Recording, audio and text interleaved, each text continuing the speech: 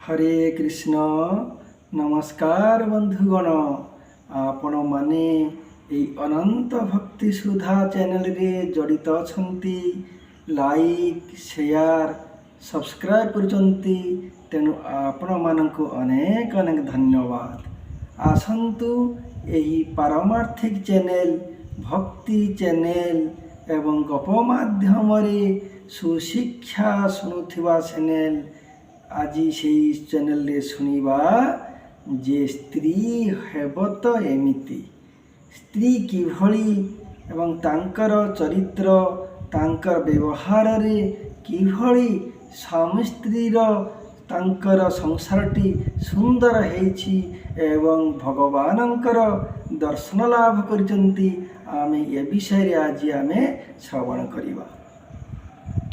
कांची नगर रे जड़े ब्राह्मण ब्राह्मणी बास करुथिले तांकर नाम दामोदर दास। तांकर संतान संतति केही नाहंती भिक्षा मागी समाने चलंती अतीव गरीब दरिद्र तांकर बहुत छोटिया टिके कुड़िया घर अर्थ अभाव। से ब्राह्मण कौन करती सकाळु उठंती स्नान करी तिलक करी एवं सकाळु सकाळु भगवानंकर गुणगान करी से भिक्षा पाई बाहरी जानती। इंद्र विवादे बनमाली धरिलु गोवर्धन तोली रखिलु गोपर संपद एणुचे नामोटी गोविंद। बोल वृंदावन की जय। सकाळु सकाळु ब्राह्मण जनक भगवान गुण नाम गान करी करी सकाळु भिक्षा पाई बाहरी जाती। दिन सारा जहाँ भिक्षा मिले आसंती अतिथि सेवा करती एवं जहाँ किछि बंचे सेथिरु सेमाने निजर उदर पूरण करती।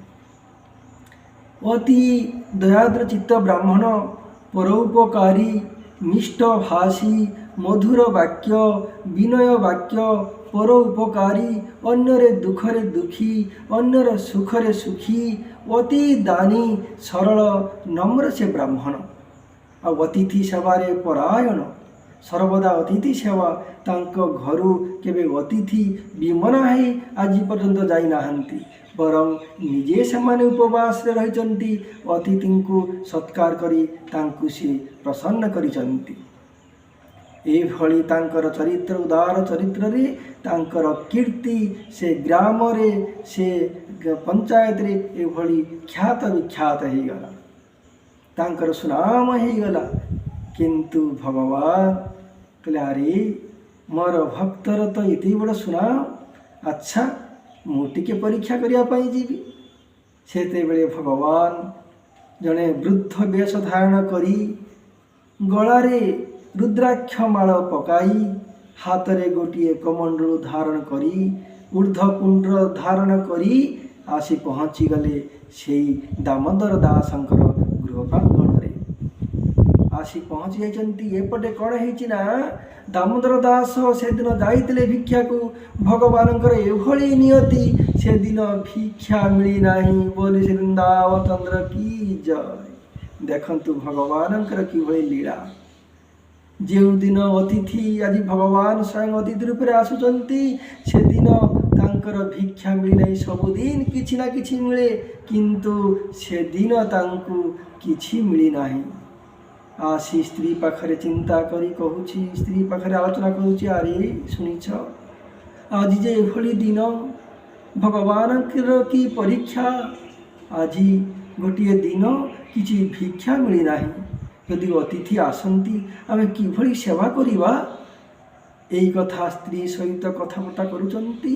सेपटे अतिथि आसी डाक देले दामोदर दामोदर दास दामोदर। दामोदर चमकी पड़ी लिखले अरे अतिथि जे द्वार देश रे कौन करिबा।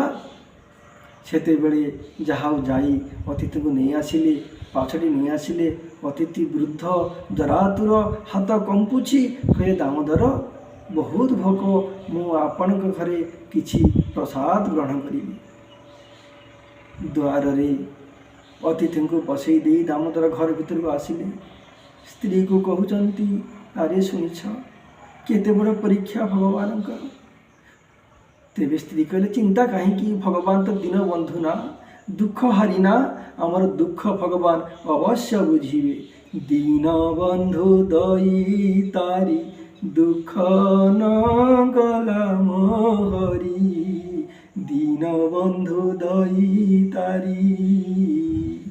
କହିଲେ, ହେ ସ୍ୱାମୀ ତୁମେ ଚିନ୍ତା କର ନାହିଁ, ଭଗବାନଙ୍କର କୃପାରୁ ଆମର ସବୁ ଠିକ୍ ହେବ।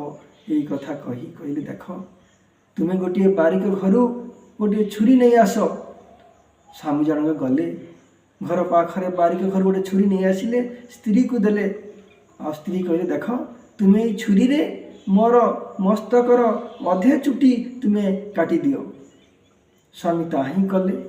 ତାପରେ କହିଲେ, ଆମେ ଦୁହେଁ ବସି ଏଇ ଚୁଟିକୁ, ଲମ୍ବା ଲମ୍ବା ଚୁଟି ତ, ଆମେ ଏଇ ଚୁଟିକୁ ଚଉଁରୀ ବଳିଦେବା, ଚଉଁରୀ କରି ତୁମେ ବଜାରରେ ବିକ୍ରି କରିଦେଇ ଆସ। ତାହା ହିଁ ହେଲା। ଦୁଇ ଜଣ ବସିଲେ, ଚଉଁରୀ ବଳିଲେ, ବଜାରକୁ ନେଇଗଲେ। ଦାମୋଦର ଦାସ କିଛି ପଇସା ତା ମିଳିଲା, ବିକ୍ରି ମଧ୍ୟ କରିଦେଲେ। ବିକ୍ରି କରି ମନ ଆନନ୍ଦରେ କିଛି ପରିବା ପତ୍ର, ଚାଉଳ, ତେଲ, ଲୁଣ ଧରି ଘରକୁ ଆସିଲେ। ରନ୍ଧନ କଲେ, ଭଗବାନଙ୍କର ଭୋଗ ଲଗାଇଲେ। ଭୋଗ ଲଗାଇ ଅତିଥିଙ୍କୁ ଡାକିଲେ ପ୍ରସାଦ ପାଇବା ପାଇଁ। ଅତିଥି ବସିଲେ ପ୍ରସାଦ ପାଇବା ପାଇଁ। ଦାମୋଦର ଦାସ ନିଜ ପାଇଁ ଅର୍ଧେ ରଖିଲେ ଏବଂ ଅତିଥିଙ୍କୁ ମଧ୍ୟ ଅଧେ ଦେଲେ। ଅତିଥି ମନ ଆନନ୍ଦରେ ସେସବୁ ପ୍ରସାଦ ଗ୍ରହଣ କଲେ। ଗ୍ରହଣ କରିସାରିଲା ପରେ କହିଲେ, ଦାମୋଦର ମୋତେ ବହୁତ ଭୋକ, ମୋତେ ଆଉ କିଛି ଅନ୍ନ ପ୍ରସାଦ ଦିଅ। ଶେଷରେ ଏଭଳି ଅବସ୍ଥା, ଯାହା ଥିଲା ତାଙ୍କ ପାଇଁ ତାହା ମଧ୍ୟ ଅତିଥିଙ୍କୁ ଦେଇଦେଲେ। ତାଙ୍କର ଆଉ ପେଟ ପାଇଁ କିଛି ନାହିଁ ବୋଲି ବୃନ୍ଦାବନଚନ୍ଦ୍ର କି ଜୟ। ଯାହା ହଉ, ଯଦି ବି ପେଟକୁ ନାହିଁ, ମନ ତାଙ୍କର ସୁଖ ଆନନ୍ଦ, କାରଣ ଅତିଥି ସେବା କରିଛନ୍ତି। ଅତିଥି ଖୁସି ହେଲେ ଆମେ ଖୁସି, ଅତିଥି ଆନନ୍ଦିତ ହେଲେ ଆମେ ଆନନ୍ଦିତ, ଆଉ ଅତିଥି ସୁଖରେ ରହିଲେ ଆମର ହିଁ ସୁଖ ହୁଏ। ଯାହା ହଉ, ଦ୍ୱିପହର ପ୍ରସାଦ ପାଇ ସାରିଲା ପରେ ଅତିଥି ଜଣକ, ବୃଦ୍ଧ ଜଣକ ଶୋଇଲେ, ବିଶ୍ରାମ କଲେ। ବିଶ୍ରାମ କରି 4ଟା 5ଟା ବେଳକୁ ଉଠି କହିଲେ, ଦାମୋଦର ମୁଁ ବୃଦ୍ଧ, ଗୋଟେ କଥା ଶୁଣ। ନା କ'ଣ ଅତିଥିବର, ଯୋଗୀବର? ନା ରାତି ପାଖାପାଖି ସନ୍ଧ୍ୟା ହେଇଗଲାଣି, ମୁଁ ଆଉ ବୃଦ୍ଧ କୁଆଡ଼କୁ ଯାଇପାରିବି ନାହିଁ, ରାତିରେ ଏଇଠାରେ ତୁମ ଘରେ ବିଶ୍ରାମ କରିବି, ମୁଁ ସକାଳେ ଉଠି ଚାଲିଯିବି ଚାଲିଯିବି। ଦାମୋଦର କହିଲେ, ଠିକ୍ ଅଛି ଅତିଥି ଆପଣ ରୁହନ୍ତୁ। ଘର ଭିତରକୁ ଆସିଲେ। ଆସି ସ୍ତ୍ରୀକୁ କହିଲେ, ଆରେ ଶୁଣିଛ ନା, ଅତିଥି ଆଜି ରାତିରେ ରହିବେ, କ'ଣ କରିବା? ଚିନ୍ତାରେ ପଡ଼ିଗଲେ, କ'ଣ କରିବା? ସ୍ତ୍ରୀ ପୁଣି କହିଲେ, ଠିକ୍ ଅଛି ଅତିଥି ଅଛନ୍ତି, ଯାହା ଆମର ଭାଗ୍ୟ, ଯାହା ଭଗବାନଙ୍କର ଇଚ୍ଛା ସେହା ହିଁ ହେଉ। ପୁଣି ତାଙ୍କ ସ୍ୱାମୀଙ୍କୁ କହିଲେ, ଦେଖ ତୁମେ ସେଇ ଛୁରୀରେ ମୋର ବାକି ଯେଉଁ ଚୂଳ ଅଛି ତାକୁ କାଟି ନିଅ, ଆମେ ଦୁଇ ଜଣ ଚଉରା ବଳିଦେବା, ନେଇ ବଜାରରେ ବିକ୍ରି କରିଦେଇ ଆସ। ସେୟା ହିଁ ହେଲା। ବାକି ତକ ତାଙ୍କର ଚୁଟିକୁ କଟାଗଲା, କାଟି ନେଲେ ତାଙ୍କର ସ୍ୱାମୀ। କାଟି ତାଙ୍କର ମୁଣ୍ଡ ଟାଙ୍ଗରା ହେଇଗଲା, ମଥାରେ ତାଙ୍କର ଗୋଟିଏ ବସ୍ତ୍ର ବାନ୍ଧିଦେଲେ, କପଡ଼ା ବାନ୍ଧିଦେଲେ। ଆଉ ସେଇ ବାକି ତକ ଚୁଟିକୁ ନେଇ ଚଉଁରୀ ବଳି ବଜାରକୁ ନେଇଗଲେ ଦାମୋଦର ଦାସ ବିକ୍ରି କରିବା ପାଇଁ। ବଜାରରେ ବିକ୍ରି କରି ଯାହା କିଛି ପଇସା ମିଳିଲା ଆଣି, ଡାଲି, ଚାଉଳ, ତେଲ, ଲୁଣ, ପରିବା ଆଣି ରାତିରେ ରନ୍ଧନ କରି ସେଇ ଅତିଥିଙ୍କର ସେବା କଲେ। ବୋଲି ବୃନ୍ଦାବନଚନ୍ଦ୍ର କି। କିନ୍ତୁ ଦାମୋଦର ଦାସ ଉପବାସ, ପତ୍ନୀ, ସ୍ୱାମୀ, ସ୍ତ୍ରୀ 2 ଜଣ ଉପବାସ, ଅତିଥି ସେବାରେ ଏଭଳି ମଗ୍ନ। କହିଛନ୍ତି ମହାପ୍ରଭୁ, ଯେଉଁ ଘରେ ଅତିଥି ସେବା ହୁଏ ନା, ସେ ଘର ଚଣ୍ଡାଳ ଘର ସହିତ ତୁଲ୍ୟ ସମାନ। ଯେଉଁ ଘରେ ଅତିଥି ସେବା ହୁଏ ତାହା ହିଁ ବୈକୁଣ୍ଠ ସମାନ। ଆହା ହା ହା। ପ୍ରତିଦିନ ଚୈତନ୍ୟ ମହାପ୍ରଭୁ 10-20 ସନ୍ନ୍ୟାସୀଙ୍କର ସେବା କରୁଥିଲେ, ଅତିଥି ସେବା କରୁଥିଲେ। ଯାହା ହଉ, ରାତିରେ ପ୍ରସାଦ ପାଇ ଅତିଥି ଜଣକ ଶୋଇଛନ୍ତି, ଏମାନେ ତ ଉପବାସ। ଅତିଥିକୁ ଶୁଆଇ ଦେଇ ବୃଦ୍ଧ ଦରାତୁର ତାଙ୍କର 2 ଜଣ ପାଦ ତଳେ ବସି ତାଙ୍କର ପଦମର୍ଦ୍ଦନ କରୁଛନ୍ତି। ପଦମର୍ଦ୍ଦନ କରୁଥିବା ସମୟରେ ସ୍ତ୍ରୀ ଆଉ ଟିକେ ତାଙ୍କୁ ପଙ୍ଖା ବିଞ୍ଚି ଦେଲେ ମଧ୍ୟ। ଆଉ ସେହି ସମୟରେ ସେ ଅତିଥିଙ୍କର ନିଦ ହେଇଯାଇଛି।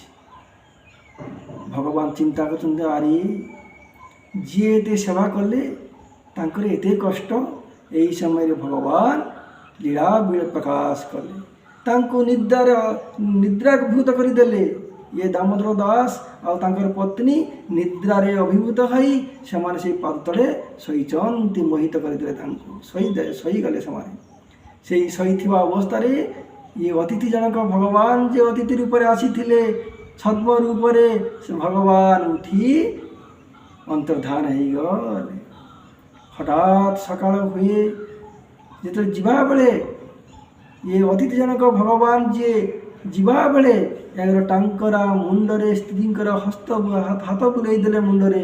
ତାଙ୍କର ଚୂଳ ଲମ୍ବା ଲମ୍ବା ପାଦ ପର୍ଯ୍ୟନ୍ତ ଲମ୍ବିଗଲା, ଆଉ ତାଙ୍କର ହସ୍ତ ସ୍ପର୍ଶରେ ଗହଣାରେ ପରିପୂର୍ଣ୍ଣ ହେଇଗଲା, ଆଉ 16 ବୟସୀ ହେଇଗଲା। ଦୁଇଜଣ ଅତି ସୁନ୍ଦର ସୁନ୍ଦରୀ ହେଇଗଲେ, ଆଉ ତାଙ୍କର ଘର ମଧ୍ୟ ଅତି ମନୋରମ ହେଇଗଲା। ବୋଲି ବୃନ୍ଦାବନଚନ୍ଦ୍ର କି ଭଗବାନଙ୍କର ସ୍ପର୍ଶରେ କ'ଣ ନ ହୁଏ, ଭଗବାନଙ୍କର ଆଶୀର୍ବାଦରେ କ'ଣ ନ ହୁଏ। ଏଇଥିପାଇଁ ସର୍ବ ପ୍ରଯତ୍ନ ଦ୍ୱାରା, ସର୍ବ ଉପାୟ ଦ୍ୱାରା, ସର୍ବ କର୍ମ ଦ୍ୱାରା ଭଗବାନଙ୍କର ପ୍ରସନ୍ନ କରିବା ଭକ୍ତର ଏକାନ୍ତ କର୍ତ୍ତବ୍ୟ। ଯାହା ହଉ ତ ଭଗବାନ ଅନ୍ତର୍ଧାନ କରିଗଲେ। ହଠାତ୍ ରାତିରେ ସକାଳ ହେଇଗଲା, ଯେତେବେଳେ ଏକ ନିଦ ଭାଙ୍ଗିଗଲା। କହିଲେ ଆରେ ଅତିଥି କୁଆଡ଼େ ଗଲେ?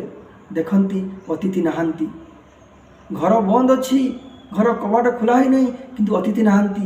ଆଉ ହଠାତ୍ ଦେଖି ଦିଅନ୍ତି, ଆରେ ସୁମତି, ତୁମର ଯେ କେଶ ଏତେ ଲମ୍ବା ଲମ୍ବା, ଏତେ ସୁନ୍ଦର ଅଳଙ୍କାର, ଆଉ ଏଭଳି ତୁମର ଯୌବନ 16 ବୟସୀ, ଆଉ ଏଭଳି ସୁନ୍ଦର ଘର ଦେଖି ଆଶ୍ଚର୍ଯ୍ୟ ହେଇଗଲେ। କହିଲେ ଆରେ ଇଏ କେହି ନୁହେଁ, ଇଏ ଭଗବାନ ଆସିଥିଲେ, ଆମକୁ ପରୀକ୍ଷା କରିବା ପାଇଁ ଆସିଥିଲେ, ଆମେ ତାଙ୍କୁ ଚିହ୍ନି ପାରିଲୁ ନାହିଁ। ଦୁଇଜଣ କାନ୍ଦିବାକୁ ଆରମ୍ଭ କଲେ। କହିଲେ ହେ ପ୍ରଭୁ, ହେ ଦୟାମୟ, ତୁମେ କିଭଳି ଆମକୁ ପରୀକ୍ଷା କରିବା ପାଇଁ ଆସିଲ, ଚିହ୍ନା ଦେଲ ନାହିଁ, ଆମେ ତୁମକୁ ଚିହ୍ନି ପାରିଲୁ ନାହିଁ, ସେବା କରିପାରିଲୁ ନାହିଁ। ତୁମକୁ ନର ଭଳି ଭାବି ଆମେ ତୁମର ସେବା କରିଲୁ, ଆମକୁ କ୍ଷମା କର, ଆମର ଅପରାଧ କ୍ଷମା କର, ଆମ ପ୍ରତି ପ୍ରସନ୍ନ ହୁଅ। কৃষ্ণ প্রেমময়ী রাধা, রাধা প্রেমময় হরি। কৃষ্ণ প্রেমময়ী রাধা, রাধা প্রেমময় হরি। জীবনে মরণে নিত্যম রাধা কৃষ্ণ গতির মম, রাধা কৃষ্ণ গতির মম, রাধা কৃষ্ণ গতির মম। বলি বৃন্দাবনচন্দ্র কি জয়। অতএব এইভଳି ଭଗବାନଙ୍କର କରୁଣା, এইଭଳି ସ୍ୱାମୀ ସ୍ତ୍ରୀର ସମ୍ପର୍କ, ମଧୁର ସମ୍ପର୍କ, ସ୍ତ୍ରୀ ହବ ତ ଏଭଳି, ସ୍ୱାମୀ ହବ ତ ଏଇଭଳି। ଦୁଇ ଜଣଙ୍କ ମଧ୍ୟରେ କେବେ ବି ଯେଭଳି ଝଗଡ଼ା ନ ହୁଏ, ସେ ଘରେ ଲକ୍ଷ୍ମୀ ବାସ କରେ, ସେ ଘରେ ଭଗବାନ ବାସ କରେ। ଆଉ ଯେ ଘରେ ସ୍ୱାମୀ ସ୍ତ୍ରୀର ଅପଟ ହେଉଥିବ, କଳି ହେଉଥିବ, ମତାନ୍ତର ହେଉଥିବ, ତାହେଲେ ବୁଝିବେ ସେ ଘରେ ଭଗବାନ ନାହାନ୍ତି, ଭକ୍ତି ଦେବୀ ନାହାନ୍ତି, ସେ ଘର ହେଉଛି ଅଲକ୍ଷ୍ମୀ, ଅର୍ଥାତ୍ ଲକ୍ଷ୍ମୀ ଛଡ଼ା ଘର। ବୋଲ ବୃନ୍ଦାବନଚନ୍ଦ୍ର କି। ଅତଏବ ଭଗବାନଙ୍କ ପାଖରେ ପ୍ରାର୍ଥନା, ଆମ ସମସ୍ତଙ୍କର ଗୃହର ଜୀବନଟା ଭକ୍ତିମୟ ହେଉ, ଆମର ଜୀବନଟା ସରସ ସୁନ୍ଦର ହେଉ, ସ୍ୱାମୀ ସ୍ତ୍ରୀ ମଧ୍ୟରେ ସୁସମ୍ପର୍କ ରହୁ, ଏବଂ ଦୁଇଜଣ ମିଶି ହରିଭଜନ କରି ଭଗବାନଙ୍କର ନାମ ଗୁଣଗାନ ଗାଇ ଭଗବାନଙ୍କର ଚରଣାଶ୍ରିତ ହୋଇ ଆମେ ସମସ୍ତେ ଭଗବାନ ଧାମର ପଥିକ ହେଉ। ବୋଲ ବୃନ୍ଦାବନଚନ୍ଦ୍ର କି ଜୟ। ହରେ କୃଷ୍ଣ।